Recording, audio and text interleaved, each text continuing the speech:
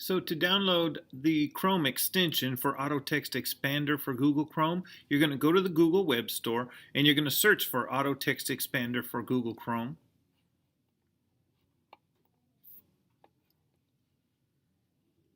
Probably just start coming up right when you type in Auto Text, but you'll see it say there's Expander, and it is this one right here. It's a blue icon, and all you're going to do is click on it. You can read about it if you want to, and right here you're going to click Install.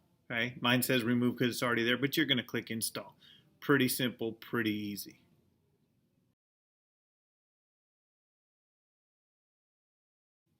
So setting up your keyboard shortcuts is easy once you've installed the Chrome extension. All you do is come up here to its icon.